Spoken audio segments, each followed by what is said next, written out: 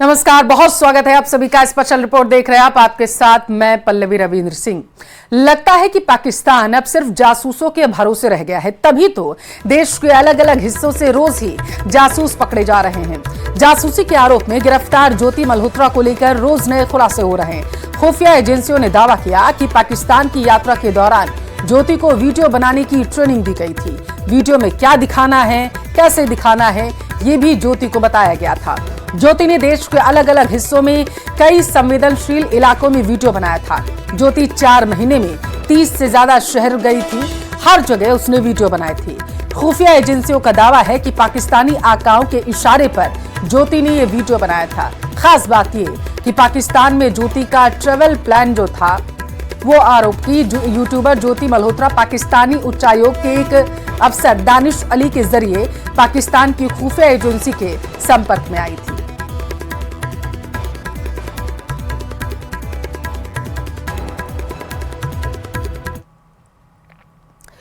भारत के पहले सीडीएस और दिवंगत पूर्व सेना प्रमुख जनरल बिपिन रावत ने आज से 8 साल पहले कहा था कि भारतीय सेना 2.5 मोर्चे पर जंग लड़ने के लिए तैयार है।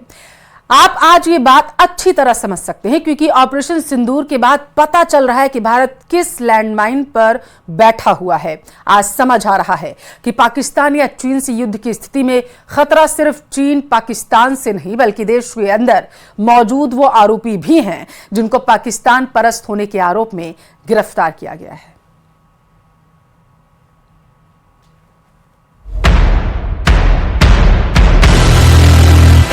भारत में एक्टिव पाकिस्तानी जासूसों पर स्ट्राइक।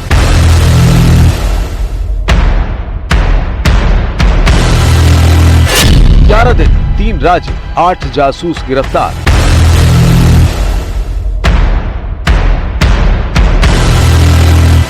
छह आरोपियों का संपर्क पाकिस्तान एम्बेसी से हुआ।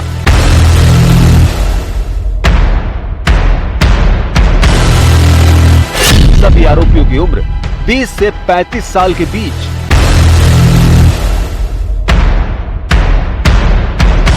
घर के भेदी लंका ढाए तो क्या पहलगाम आतंकी हमले की साजिश इन्हीं आस्तीन के सांपों के सीक्रेट इनपुट के आधार पर रची गई? शक और सवाल इसलिए क्योंकि ऑपरेशन सिंदूर के दौरान ही जांच एजेंसियों ने भारत में एक्टिव पाकिस्तानी जासूसों का पता लगाने का काम 8 मई से शुरू कर दिया था। पिछले 11 दिनों में पाकिस्तान के लिए जासूसी करने के आरोप में 8 आरोपियों को गिरफ्तार किया गया, जिसमें सबसे ज्यादा हरियाणा के 5, पंजाब से 2 और यूपी से 1 आरोपी की गिरफ्तारी हुई। हरियाणा के हिसार से ज्योति मल्होत्रा, हरियाणा के पानीपत से नोमान इलाही, हरियाणा के कैथल से देवेंद्र सिंह, हरियाणा के नूह से अरमान, यूपी के मुरादाबाद से शहजाद और पंजाब के मलेरकोटला से गजाला और यमीन मोहम्मद को गिरफ्तार किया गया।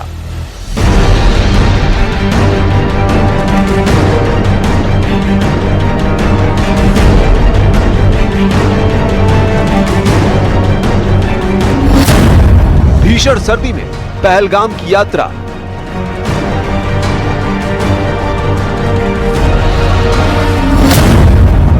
पाकिस्तान में सीक्रेट मीटिंग।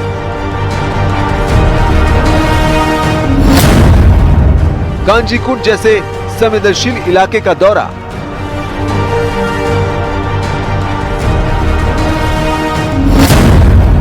पाकिस्तान इन्फ्लुएंसर से गहरी दोस्ती। अटारी वाघा बॉर्डर की चर्चा। यूट्यूबर ज्योति मल्होत्रा की जिंदगी के पन्ने जैसे जैसे पलट रहे हैं, सवालों की कतार लंबी होती जा रही है, क्योंकि ये मामला सिर्फ दुश्मन मुल्क के लिए जासूसी करने का नहीं है, बल्कि ये अपने देश से गद्दारी करने का भी मामला है।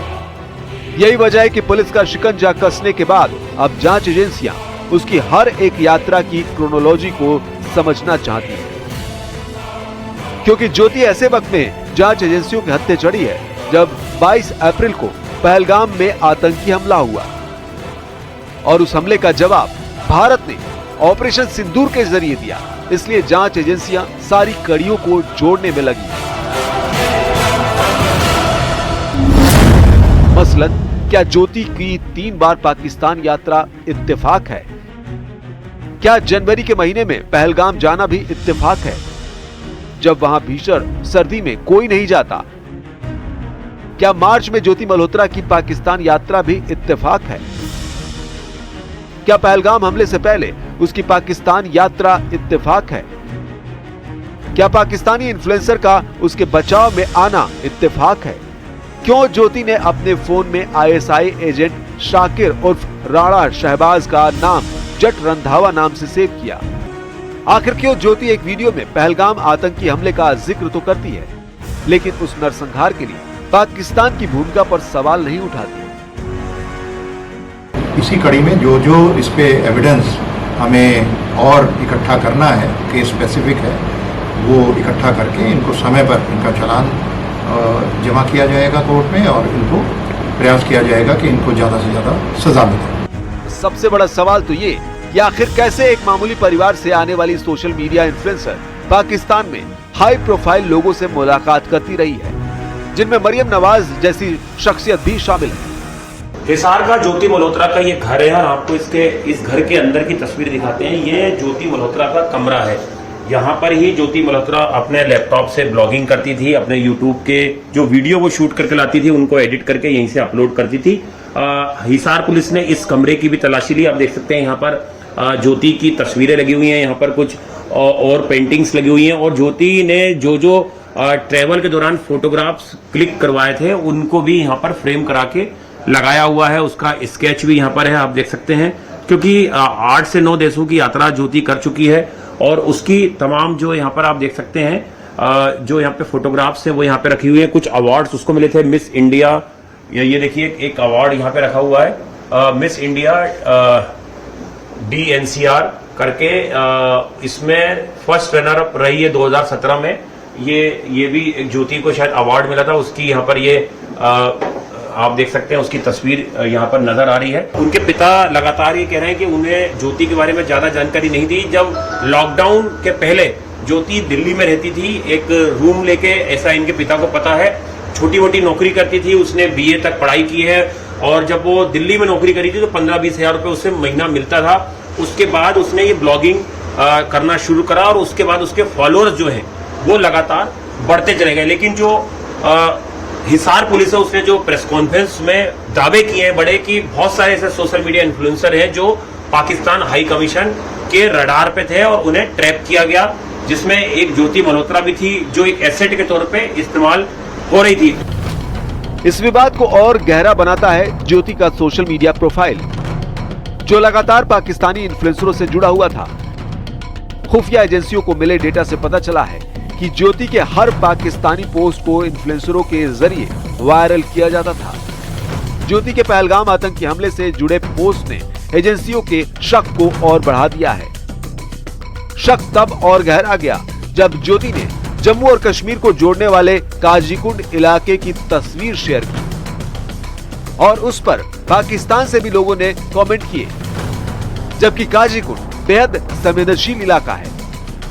यानी ज्योति मल्होत्रा की जिंदगी से जुड़ा हर एक पन्ना देश की सुरक्षा एजेंसियों के रडार पर है, क्योंकि रहस्यों की परतों से घिरे जितने इत्तेफाक ज्योति मल्होत्रा के लाइफस्टाइल से जुड़े हैं वो यही बता रहे हैं कि एक आम ब्लॉगर दिखने वाली ये लड़की किसी खास मिशन का मोहरा है, जिसकी बिसात बिछाने वाले पाकिस्तान में बैठे हैं।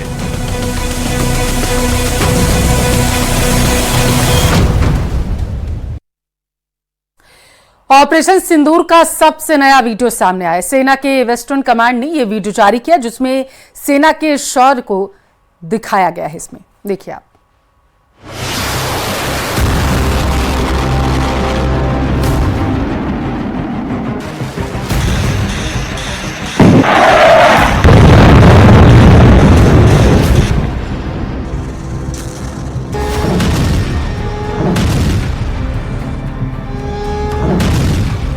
ऑपरेशन सिंदूर का सबसे नया वीडियो, पाकिस्तान के डिफेंस सिस्टम को ध्वस्त करने वाला वीडियो, पाकिस्तान की वॉर ब्रिगेड को तबाह करने वाला वीडियो,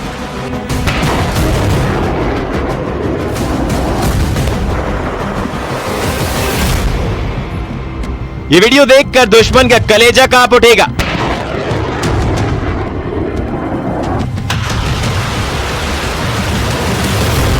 भारतीय सेना की वेस्टर्न कमांड की तरफ से इस वीडियो को जारी किया गया है।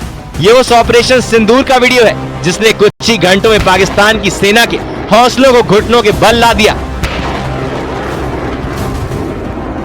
ये भारतीय सेना की वेस्टर्न कमांड का वो आग उगलता प्रतिरोध है जिसने पाकिस्तान की रक्षा पंथी को इतनी घातक चोट पहुंचाई कि फिर उसे झटके से उभरने का पाकिस्तान को कोई मौका नहीं मिला।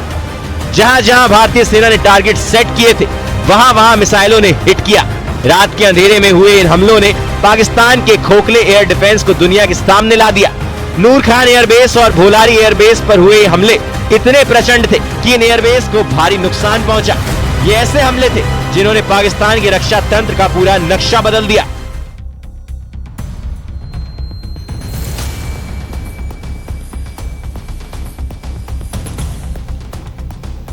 From the ground, we protected the sky. Western command की तरफ से जारी इस वीडियो का यही सार है। जमीन पर बिछे अभूतपूर्व चक्रव्यूह ने पाकिस्तान की तरफ से आने वाले हर रॉकेट, हर मिसाइल, हर ड्रोन को बीच रास्ते में ही धराशायी कर दिया। इस वीडियो में नजर आ रहा ये A100 है, medium range air defence system. चीन में बना एक मल्टीपल रॉकेट लॉन्चर और पाकिस्तान की शाहीन मिसाइल, जिन्हें भारतीय सेना ने अपने एयर डिफेंस सिस्टम S-400 से इंटरसेप्ट किया और चीन में बनी मिसाइलें और तुर्की में बने ड्रोन को टारगेट तक पहुंचाने से पहले ही हवा में उड़ा डाला। ऑपरेशन सिंदूर में भारतीय सशस्त्र बलों के शौर्य को दिखाते इस वीडियो में बताया गया है कि कैसे भारत के हर एक नागरिक की रक्षा और उनकी सुकून भरी नींद के लिए भारतीय सेना हर पल जगी हुई और जागरूक है। इस वीडियो के जरिए बताया गया है कि दुश्मन चाहे किसी भी देश की अत्याधुनिक वॉर मशीनरी को इस्तेमाल कर ले, भारतीय सेना के सामने उसकी कड़ी परीक्षा होगी। ऐसी परीक्षा जिसे पार करने के लिए भारत की लगातार बढ़ती सैन्य शक्ति के प्रहार का सामना करना होगा।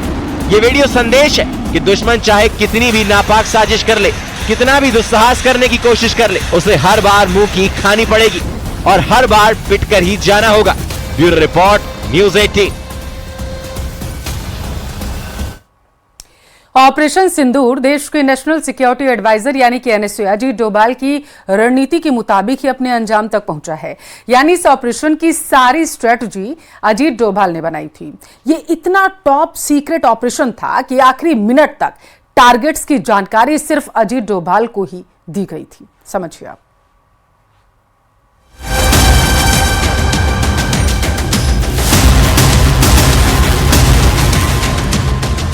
पहलगाम आतंकी हमले का बदला लेने के लिए जिस ऑपरेशन सिंदूर की स्क्रिप्ट लिखी गई, उसका सबसे बड़ा शिल्पकार हैं NSA Ajit Doval. News 18 India के हाथ लगी मेगा एक्सक्लूसिव जानकारी के मुताबिक ऑपरेशन सिंदूर से जुड़े सारे टारगेट्स की जानकारी बेहद सीक्रेट थी। टारगेट्स की सारी जानकारी सिर्फ और सिर्फ देश के राष्ट्रीय सुरक्षा सलाहकार अजीत डोभाल के पास थी। ये अजीत डोभाल की ही रणनीति थी कि डिफेंसिव और ऑफेंसिव दोनों पर बराबर काम किया गया। यानी ये तय किया गया कि अगर हमला किया गया तो जवाब देने की रणनीति क्या होगी। सूत्र बताते हैं कि ऑपरेशन सिंदूर के आखिरी वक्त तक किन टारगेट्स को हिट करना है, ये जानकारी सिर्फ अजीत डोभाल के पास थी। उन्होंने कई टारगेट्स की लिस्ट बनाई थी जिन्हें सुरक्षा बल के साथ साझा किया गया था, लेकिन हाई लेवल गोपनीयता बनाए रखने के लिए 2 घंटे पहले लक्ष्यों को बदल दिया गया। यानी अजीत डोभाल के अलावा कोई नहीं जानता था कि 6 से 7 मई की रात भारतीय सेना पाकिस्तान में किन टारगेट्स को हिट करने वाली है। सूत्रों के मुताबिक बहावलपुर और मुरीद के जैसे लक्ष्य पहले से तय थे, लेकिन आतंकवाद के आकाओं और पाकिस्तान की सेना को यह संदेश देना जरूरी था कि भारतीय सेना की पहुंच से कोई टारगेट दूर नहीं है। खबर है कि ऑपरेशन के लिए 2 फेज तय किए गए। पहले चरण में आतंकवादी ढांचे को खत्म करना, मसलन लश्कर-ए-तैयबा, जैश-ए-मोहम्मद जैसे समूहों से जुड़े आतंकी ठिकानों, लॉजिस्टिक हब पर हमला करना था। जबकि दूसरे चरण में पाकिस्तान की सेना ने खुले तौर पर जवाबी कार्रवाई का समर्थन किया तो बॉर्डर पोस्ट, ड्रोन बेस और दूसरे महत्वपूर्ण सैन्य ठिकानों को निशाना बनाना था। खास बात यह कि इस दौरान रियल टाइम इंटेलिजेंस का सहारा लिया गया। अजीत डोभाल ने सर्जिकल एक्यूरेसी तय करने के लिए भारत के हाईटेक इंटेलिजेंस सिस्टम का इस्तेमाल किया। ह्यूमन इंटेलिजेंस मुख्य रूप से MI जैसी एजेंसियों से हासिल की गई, यानी वो जानकारी जो खुफिया एजेंट एक दूसरे से साझा करते हैं। ह्यूमन इंटेलिजेंस ने POK और पाकिस्तान के पंजाब में आतंकी ठिकानों की स्थिति की जानकारी दी। तकनीकी तौर पर इस जानकारी को पुख्ता करने के लिए इसरो का इस्तेमाल किया गया, जिससे लक्ष्यों की वैधता तय की जा सके और आम नागरिकों के नुकसान की संभावना को कम किया जा सके। इस दौरान सबसे ज्यादा चौंकाने वाली बात जो सामने आई वो थी पहले ही दिन पाकिस्तानी रडार और तकनीकी सिस्टम में चीन की मौजूदगी पाई गई, जिसने खुले तौर पर पाकिस्तान का समर्थन किया। यानी ऑपरेशन सिंदूर के दौरान अजीत डोभाल ही वो व्यक्ति थे जिन्होंने न सिर्फ अपने अनुभव का सटीक इस्तेमाल किया बल्कि किसी भी गोपनीय जानकारी को बाहर नहीं जाने दिया। ऑपरेशन सिंदूर से जुड़ी एक और अहम खबर। भारतीय सेना का दावा है कि पाकिस्तानी सेना ने 8 मई को अमृतसर के स्वर्ण मंदिर पर हमला करने की कोशिश की थी, लेकिन भारत के एयर डिफेंस सिस्टम ने पाकिस्तान के मिसाइल हमलों को पूरी तरीके से नाकाम कर दिया। इस खबर के सामने आने के बाद से पाकिस्तानी सरकार और सेना बुरी तरीके से बौखला चुकी है। इधर स्वर्ण मंदिर के मुख्य ग्रंथी ने भारतीय सेना को मंदिर परिसर में एयर डिफेंस गन तैनात करने की इजाजत दे दी है।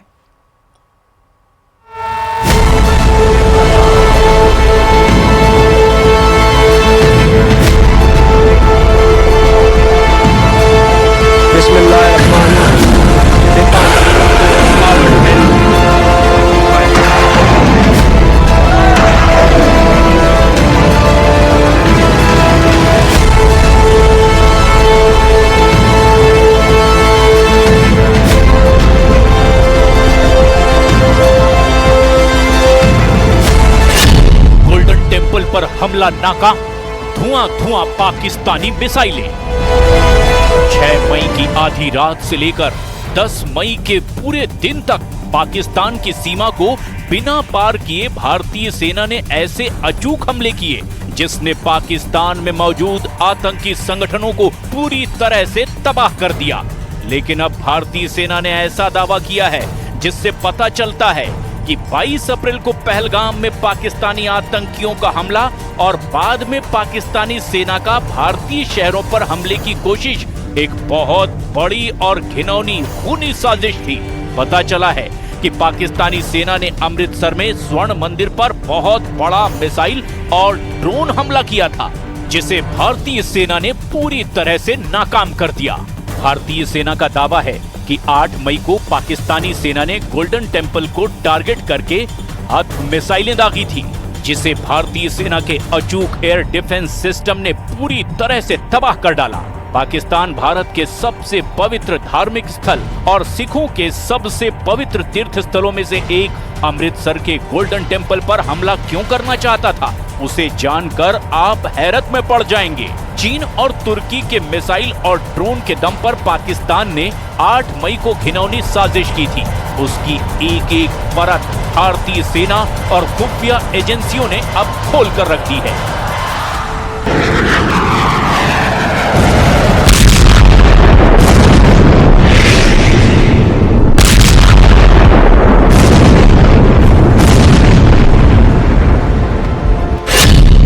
मंदिर था टारगेट, पाकिस्तान का हमला हुआ नाकाम। अब जो खबरें आ रही है उसके मुताबिक ऑपरेशन सिंदूर के दौरान पाकिस्तान ने अमृतसर के स्वर्ण मंदिर में मिसाइलों और ड्रोन से निशाना बनाकर हमला करने की कोशिश की। भारतीय सेना के मेजर जनरल कार्तिक सिंह शेषाद्री ने खुलासा किया कि सेना के एयर डिफेंस गनर्स ने स्वर्ण मंदिर को निशाना बनाकर दागे गए सभी ड्रोन और मिसाइलों को मार गिराया। पाकिस्तान ने इस हमले में बृहद बैलिस्टिक मिसाइल का इस्तेमाल किया था, जिसे अमृतसर के बाहर ही भारतीय एयर डिफेंस सिस्टम ने तबाह कर डाला। इसका खुलासा पंजाब में तैनात सेना के एयर डिफेंडर्स ने किया है। मेजर कार्तिक भारतीय सेना की 15वीं इन्फेंट्री डिवीजन के जीओसी मेजर जनरल कार्तिक सी शेषाद्री। हमें अतिरिक्त जानकारी ये भी मिली कि गोल्डन टेम्पल के ऊपर वो भारी तादाद में ड्रोन और मिसाइल से हमला करेगा।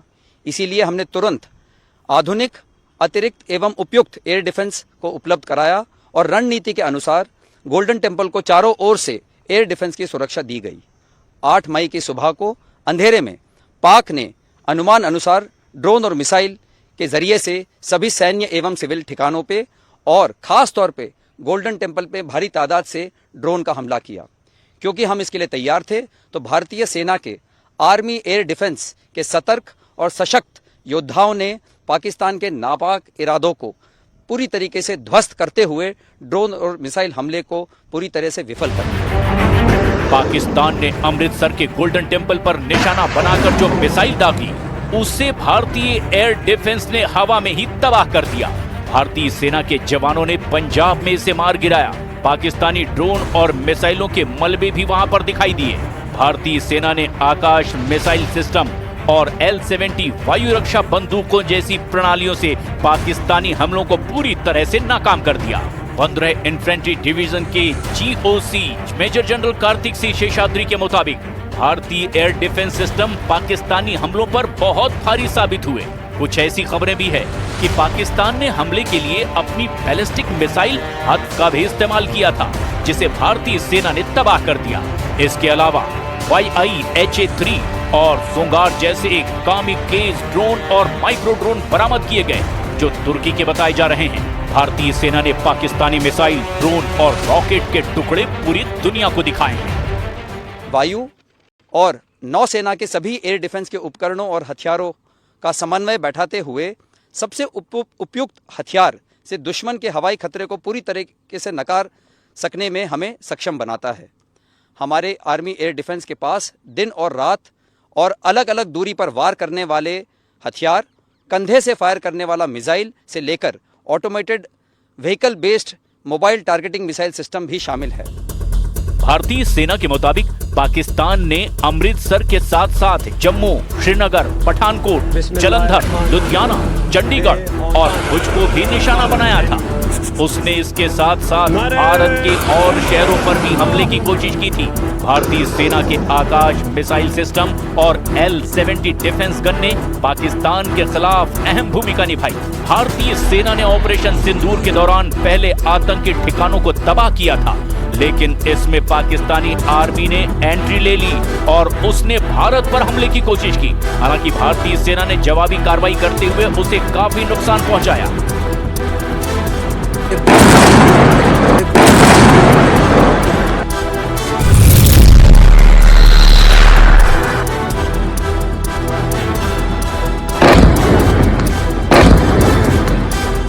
ऑपरेशन सिंदूर को लेकर भारतीय सेना ने एक और नया वीडियो जारी किया है।